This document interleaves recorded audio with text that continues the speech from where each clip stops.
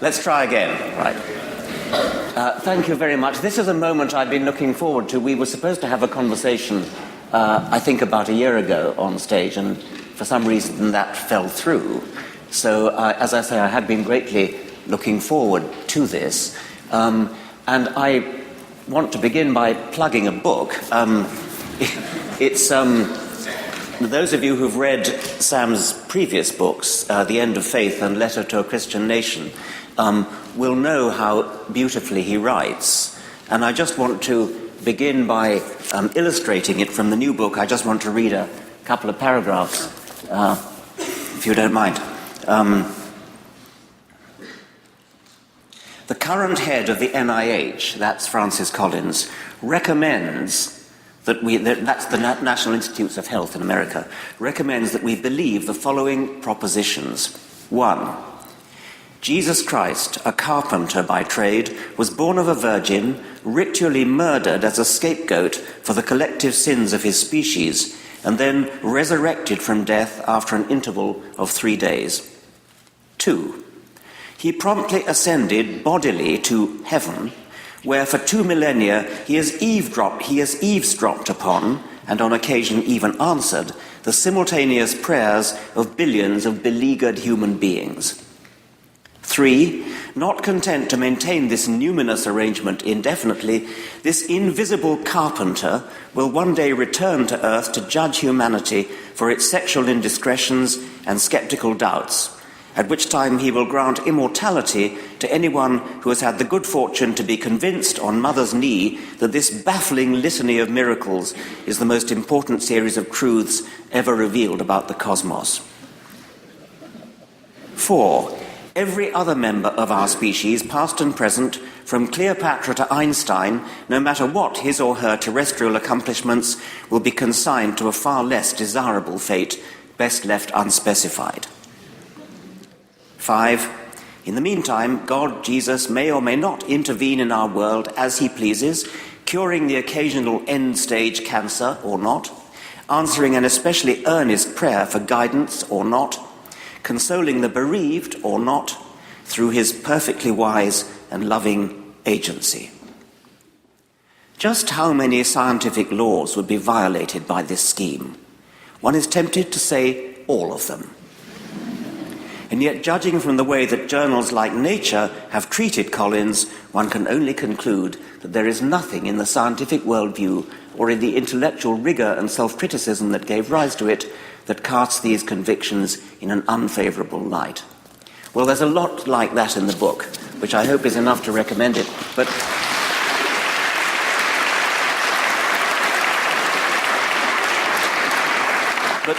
the book is mainly, of course, about morality, as you've heard from Sam's introductory remarks. Sam, you began by talking about utility of belief, and people who say that religion is useful, has a utility, because it somehow gives us a moral compass.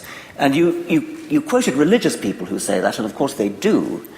But I think what disturbs me more, and I wonder whether you agree, is those non-religious people who say something like, of course, you and I don't need religion, we don't need religion, but the riffraff out there do. I mean, that is at best condescending, isn't it? Yeah, and it's, I sense I'm not mic'd now. You can hear me?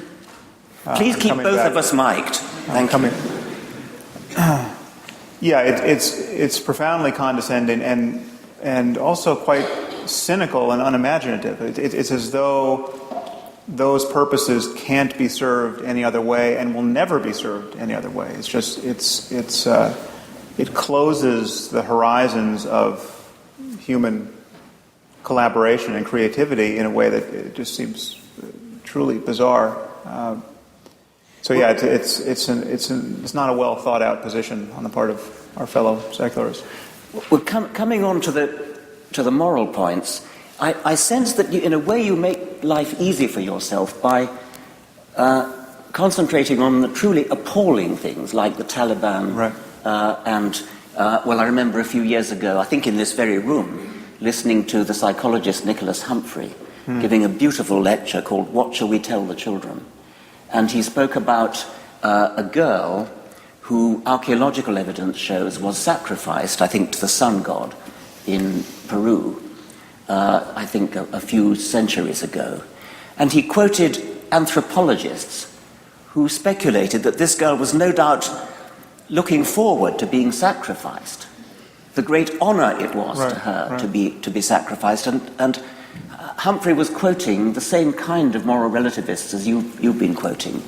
And he then got spectacularly and movingly angry. How dare these anthropologists say such things? How dare we, listening to documentaries on our televisions about things, get a sort of warm, glowy feeling about this girl fulfilling her ambitions because of her religious beliefs. Do you happen to know that?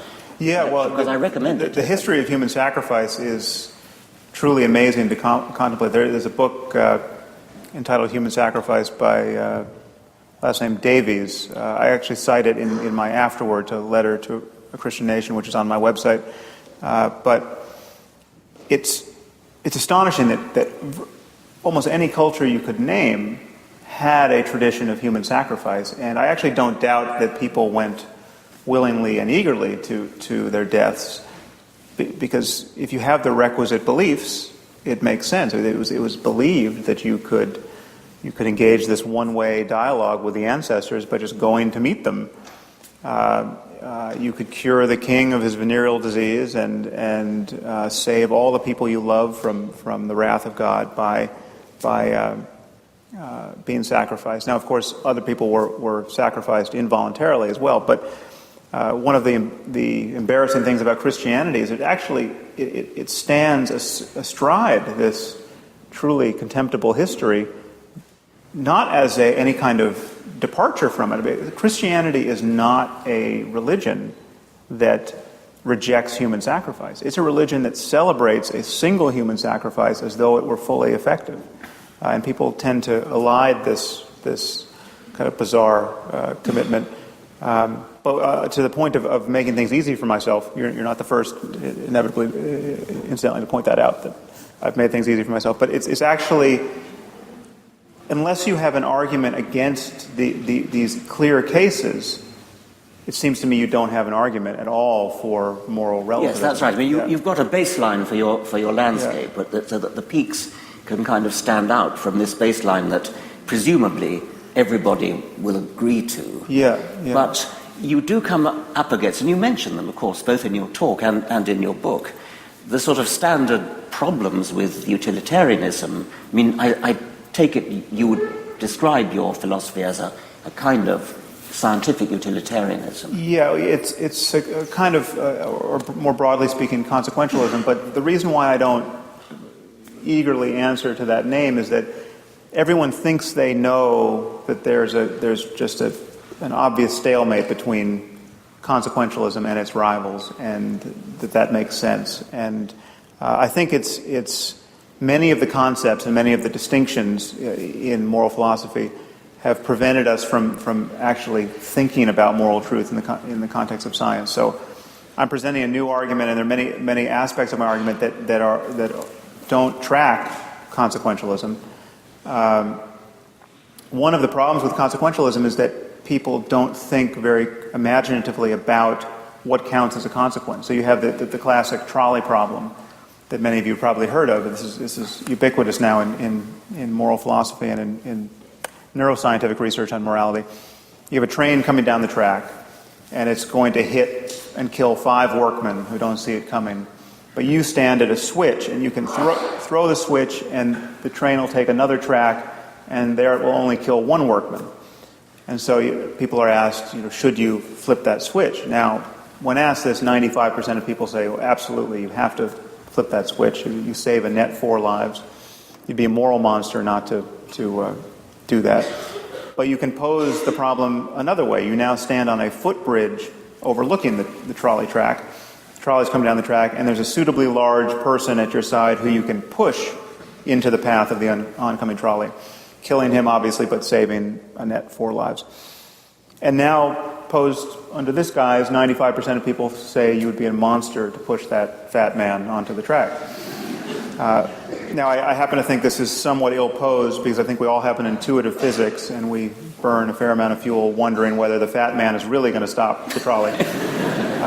But even if you finesse it and make it clear that he will, they seem different, these situations. Now, from the usual consequentialist point of view, people say, well, it's the same. You just have body count. Actuarially, this is the same scenario.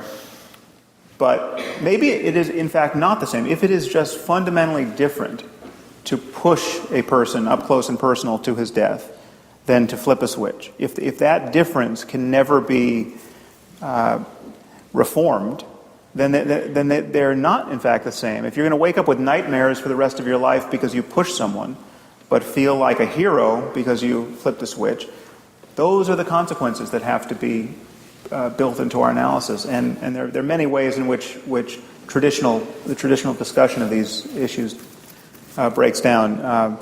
That's another version of that one is the hospital, where there's one patient who needs a kidney transplant, another patient needs a heart transplant, another patient needs a lung transplant, another patient needs a liver transplant, and there are no organs available. But then the doctors notice that there's somebody in the waiting room who has a perfectly healthy one of all these things. So you can kill one to save four. And it's the same point, that the positive act of killing somebody is one that nobody warms to.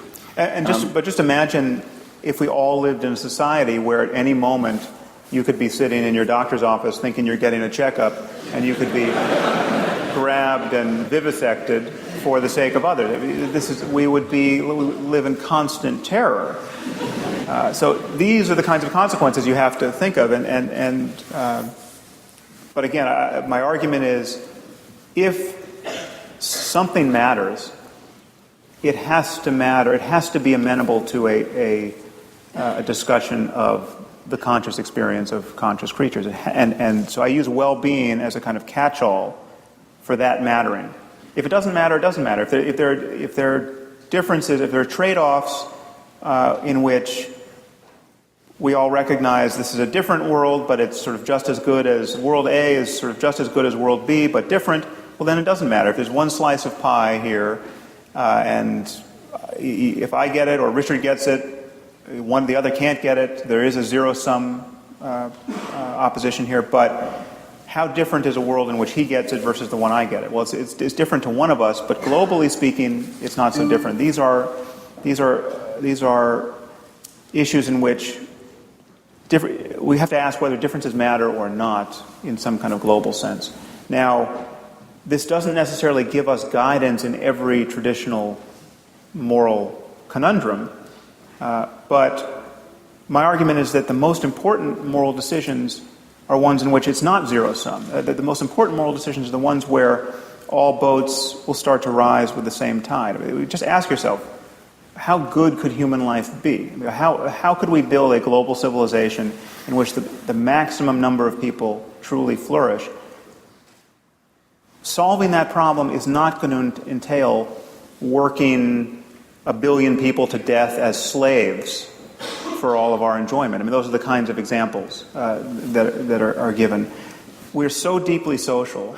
Our happiness is so obviously predicated on the creativity and